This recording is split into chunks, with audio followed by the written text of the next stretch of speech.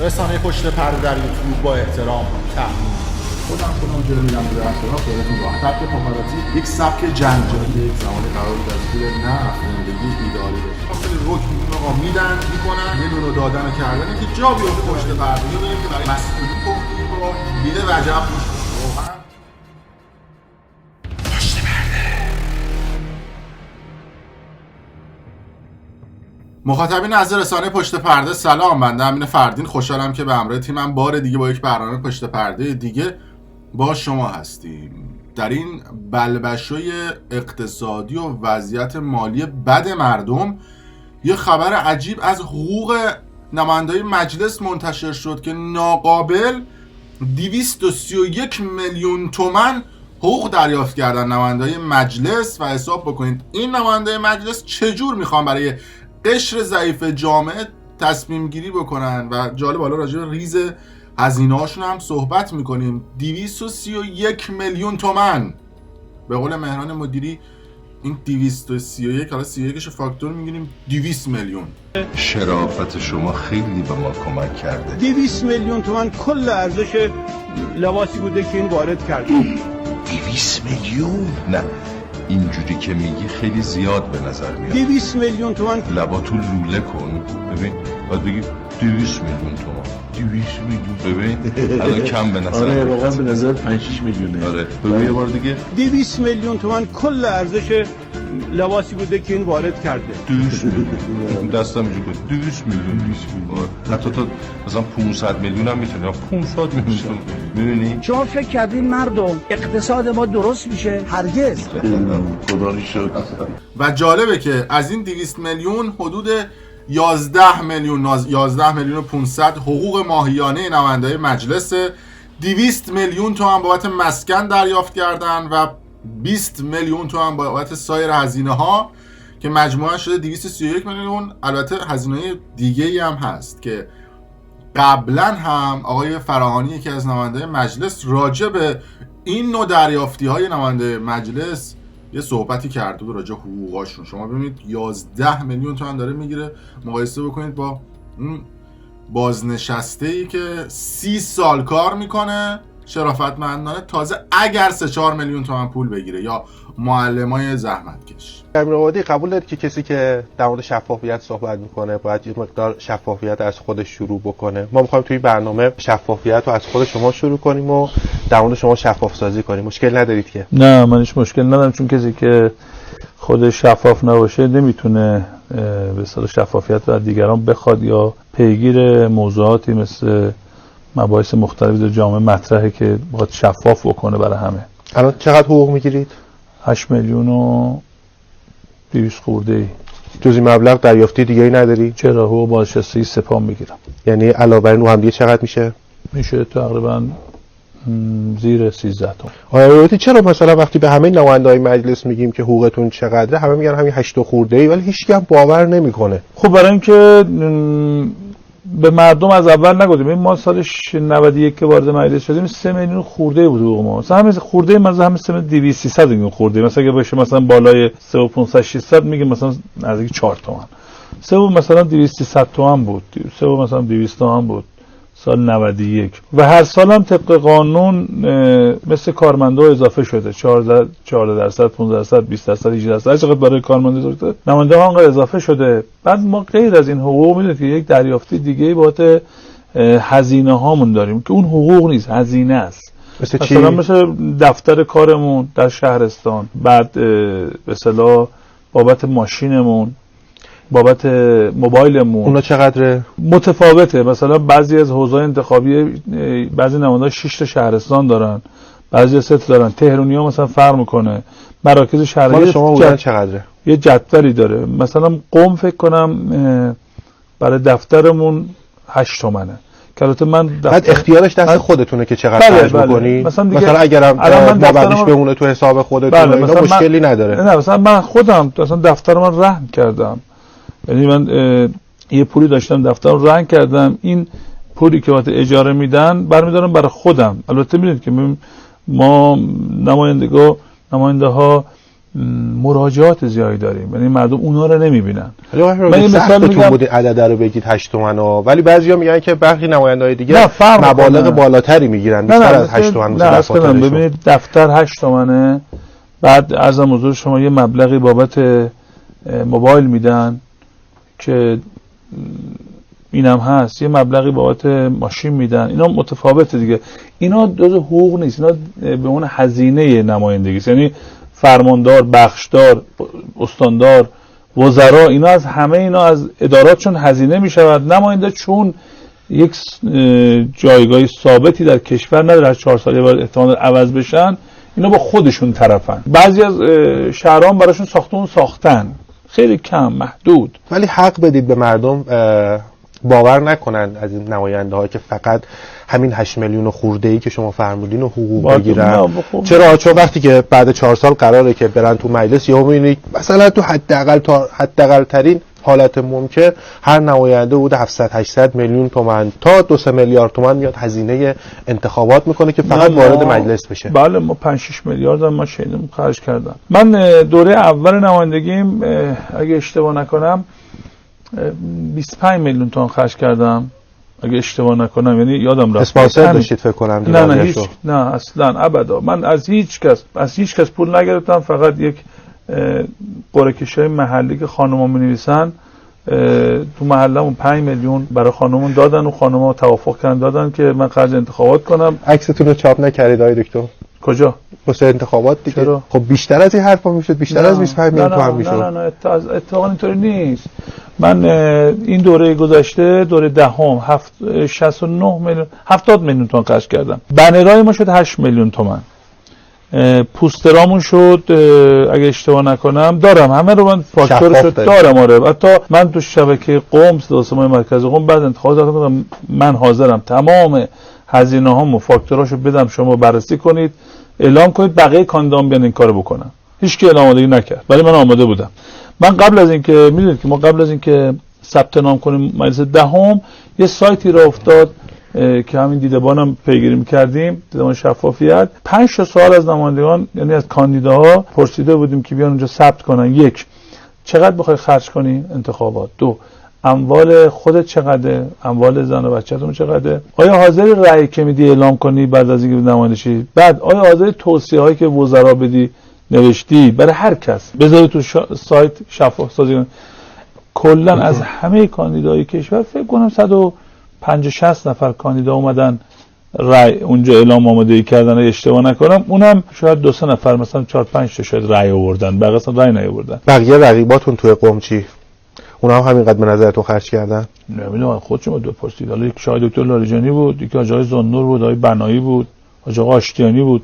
ما با آقای آشتیانی آقای زنور ستادمون یکی بود، ستایی با هم ائتلاف کرده بودیم. اونا هم هزینه هاشون خیلی کمتر شد چون من در جریان هزینه اون 2 نفرم بودم، ولی اون بقیه بزرگواران رو من مطلع نیستم، باید خودشون اعلام کنن. بعد از دوران نمایندگی چیزی به اموالتون اضافه شده؟ من پاداش پایان خدمت سپاهمو گرفتم، یه 30 ماه پاداش بود، یه 20 ماه طلب مرخصین بود که پاداش محاسبه نمیشه. و عرضم حضور شما یکم از اول سال 91 که وارد مجلس شدیم، نماینده ها و کارمندای مجلس یک تعاونی تشکیل دادن برای مسکن. اونجا من عضو شدم که به اون آپارتمان از سال 91 هنوز مثل که 4 تا تیره هم بردن بالا از سال 91 خبری ازش نیست. ماهی هم 3 میلیون 200 تومان از حقوق از اول کم کردن، 3 تا از یعنی 2.5 شروع شد تا 3 خورده ای. حالا اینقدر ریز نمیخواد بگید آقای امروز تا الان ناراحت نشدید از اینقدر ریز و نه مثلا خوبه چالش الان زندگی شما که تو اون تعاونی هستیم فعلا هیچ خبری نیست از سال 91، یعنی 6 سال پول ما رو هر برجم کم کردن. ماشینتون چیه؟ من ماشینم پژوه. خونه‌تون چی؟ خونم یه خونه من توی یکی از محله‌های محروم قم دارم به نام نیروگاه 130 متر. بچه‌ها چی؟ هاش خانم چیزی به نام اونا نیست؟ هیچ. من به نام چرا من باغ و زمین تو روستامون از ارث بابام هست که با خواهرام برادرام شریکیم، اون ربطی نداره. ولی تو خونه توی خودمون من حاضرم هم اموال خودم و هم بچه‌هامو اعلام کنم هم همسرم که هیچی ندارن اونا. آقای امیرآبادی ببخشید ولی من با وجود اینکه حالا یه حقوق ناچیز کارمندی میگیرم و در حد همین اجرا ماشینم خیلی بهتر از شماست، حق بدید که مردم نتونن باور بکنن که چرا شما پژو دارید الان. من پژو مجلس سوار میشدم دیگه، بعدم که مجلس اعلام کرد یا خودتون ماشین بیارید مبلغی ماهیانه بهتون بدیم یا اینکه من یه ماشین خودم خریدم، الان به نام خودمه. بعدم عرضم حضور شما که یک ماشینی هم که قبلا داشتیم خونه، یعنی از مجلس نهم، میدید که مجلس هر دوره یه ماشین میده، ماشین بهمون میده. مجلس قبلی که ماشین داد به ما این رو که 91 به ما داد، 95 که دوره بعدیمون شروع شد اون ماشینا رو کارشناسی کردن، قیمت کارشناسی دادن به خود نماینده که اون موقع مثلا ماشین ما رو 20 میلیون به ما دادن. بله توجه کردید صحبت آقای فرانی که از نماینده مجلس رو میگه که مثلا سال 93 94 هم هولوش 3-4 میلیون تومان حقوقشون بوده. اون موقع من یادمه که خبرنگار صدا و سیما بودم، مثلا سال 92 رو یادمه دیگه، خیلی زیاد میگرفتم، حالا مثلا 600-700 هزار تومان بود. یعنی یه خبرنگار استخدامی صدا و سیما یک مثلا 5-6 نماینده مجلس هم حقوق نمیگیرن. حالت حقوق ما بوده، شاید بقیه خبرنگارا بیشتر بگیرن، البته خیلی ها کمتر از ما هم میگرفتن. ولی نکته جالب به شما بگم که میزان حقوق نماینده‌های مجلس در سال اونجوری که میگن منهای پاداشا سالی 132 میلیون تومان به علاوه 200 میلیون تومان به علاوه هولوش 400-500 میلیون تومان حقوق نمیدونم دفتر و بلیط هواپیما، یعنی هولوش 1 میلیارد تومان در سال میذارن تو جیب مبارک که در 4 سالش میشه 4 میلیارد تومان منهای ماشین و نمیدونم اون خونه هایی که بهشون میدن. یعنی 4 میلیون تومان پولایی هستش که اصطلاح خودمون نقد کش میذارن تو جیب مبارک. حالا حساب بکنید که نماینده مجلس برای ورود به مجلس در همین انتخابات قبلی هر کدومشون رفتن داخل مجلس زیر 10 میلیارد تومان خرج نکردن. ببینید چه سودی براشون داره که حاضرن 2 برابر حقوق و امکانات و مزایاشون رو وقف بکنن برن تو مجلس برای من و شما فقط قانون تصویب بکنن. از اون طرف نگاه میکنیم با این وضعیت بد اقتصادی و هر روز هم داره قیمت یورو دلار میره بالا، یه تصاویری از هجوم مردم به پاساژ فردوسی برای خرید ارز 21000 تومانی، یعنی امریکایی‌ها و اروپایی‌ها برای خریدن یورو دلار خودشون اینقدر هجوم نمیزنن که ایرانی‌ها هجوم میزنن، هرچند حق هم دارن، چون اگه یورو دلار نخرن و نذارن تو خونه‌شون ارزش پولشون ضعیف‌تر میشه. 20 میلیون رو بذارن تو بانک، 2 روز بعدش با 20 میلیون تومان میتونن مثلا یه دونه لواشک بخرن. با این وضعیت اقتصادی اگه همون میرفتن مثلا 2 سال پیش یورو میخریدن، همون ارزش پول حفظ میشد، بلکه بیشتر هم میشد. بریم این فیلم هجوم مردم رو ببینیم.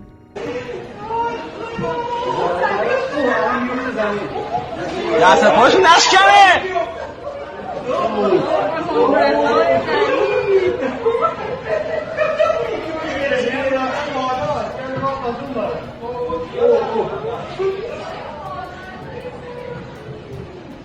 یا امام زمان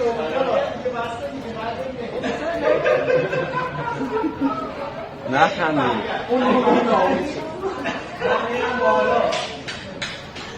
این دیگه ناامیدن دیگه، به این عرض نخواهد رسید.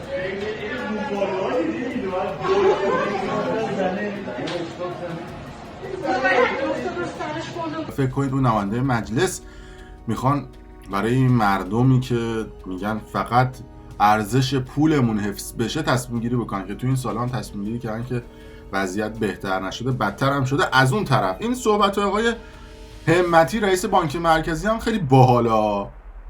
اولش میاد میگه که قیمت یورو دلار حبابه، یعنی کلا 14-15 تا هم بیشتر نمیارزه، نرید نمیدونم یورو 21,000 تومانی بخرید. و بعد از اینکه دوباره این مرزها باز شد و در واقع رفت و آمدها و ورود کالا به طور جدی در کشورهای منطقه و کشورمون راه افتاد، خب طبیعی بود که یه ناترازی بین عرضه ارز و تقاضای ارز در بازار به وجود اومد.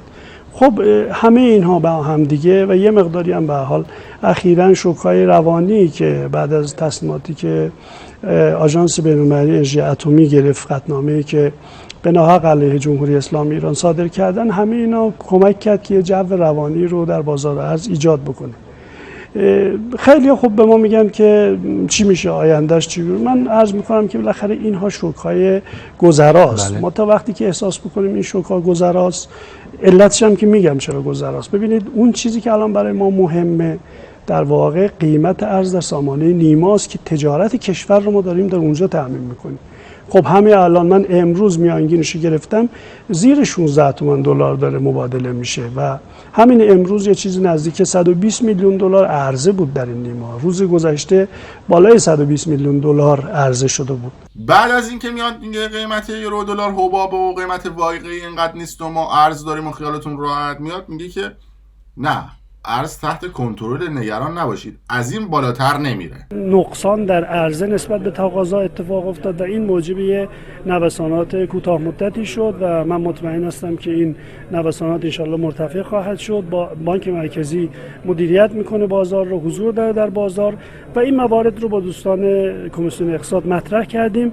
انشالله با پشتیبانی کمیسیون اقتصاد و با اقداماتی که در بازار داریم انشالله به شرایطی که وجود داره فائق خواهیم شد و من مطمئن هستم که علیرغم تشدید فشار حداکثری دشمنان و با توجه به در واقع اقداماتی که علیه جمهوری اسلامی همونطور که در 2 سال گذشته محکم و با اقتدار کشور رو اداره کردیم، اقتصاد کشور رو اداره کردیم، از این به بعد هم این کار رو خواهیم کرد و انشالله در هفته‌ها و ماه‌های آینده ضمن اینکه مطمئن باشه مردم که تعادل برقرار خواهد شد، انشالله برای رونق تولید که امسال به عنوان سال جهش تولید توسط مقام معظم رهبری اعلام شده، تمام امکانات پولی، بانکی و ارزی رو به کار میگیریم که انشالله بتونیم رفاه مردم رو تامین بکنیم. ماشاءالله رو که رو نیست، یعنی آیه همتی همجوری بذارنش صحبت میکنه. بعد دید ای بابا دلار شد 23,000 تومان، 22,000 تومان، یورو شد 24-25,000 تومان، پوندم که قربونش برم جو داره میره بالا،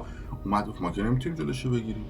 ای بابا شما این حرفایی که الان زدی و همون 1 سال پیش میذاری تکلیف مردم مشخص بود دیگه. به کدوم حرف شما اعتماد بکنن؟ بگید که مردم اعتماد بکنن. بشنوید. هی میان میگن همتی اومده تقاضا رو سرکوب کرده. کدوم تقاضا رو من سرکوب کردم؟ کجای دنیا دیدین که یک بانک مرکزی یک کشوری که تحت شدیدترین تحریم ها هست همه راههای ورود کالا به کشور بستن، همه راههای نقل و انتقال پول بستن، بعد میان میگن که چرا بانک مرکزی اجازه نمیده که هر چی دلش خواست وارد کشور بکنه؟ والا به خدا حتی تو آمریکاش هم اجازه نمیدن.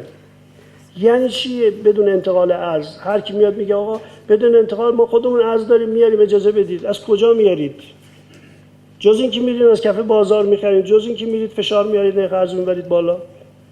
خب اقتصاد مقاومتی همیناست دیگه. ما اگه اینا رو نتونیم کنترل بکنیم باختیم. من اینو خیلی جدی میگم، ما اگه کنترل نکنیم میبازیم. در این صحنه فشار سنگین میبازیم.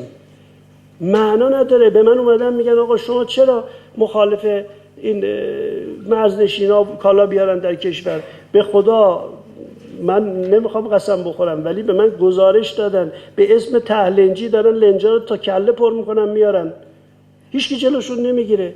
این یخچال سایت بای سایت، این تلویزیون، این از کجا میاد داخل کشور؟ ارزش از کجا میاد؟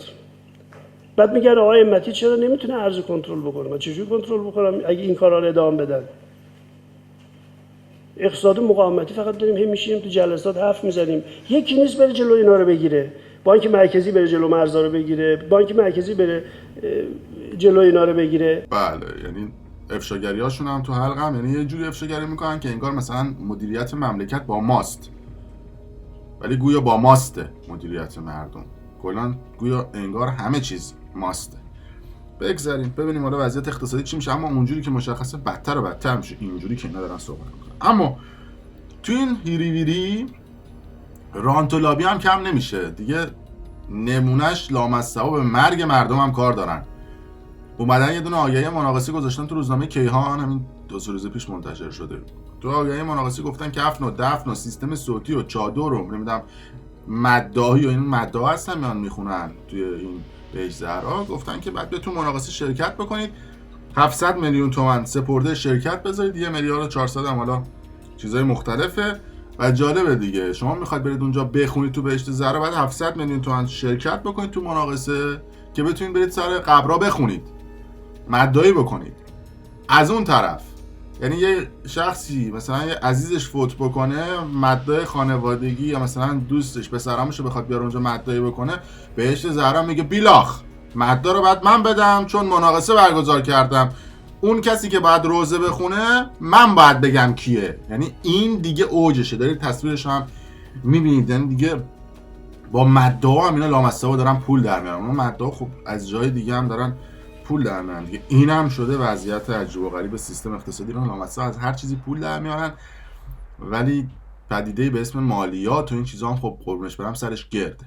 در هر صورت مرسی که تا این لحظه با ما همراه بودید. اگر دوست داشتید کانال یوتیوب برنامه پشت پرده رو سابسکرایب بکنید. اگر ویدیو رو دوست داشتید لایک بکنید، خوشتون نیامد دیسلایک بکنید، کلا با من حال نکردید کامنت بذارید بالا تا پایین، فوش بدید، چیکارتون میکنید. اگه حالم کردید بنویسید، تعریف بکنید، انرژی بدید، ایده داشتید برامون بنویسید. ممنون که تا این لحظه با ما همراه بودید.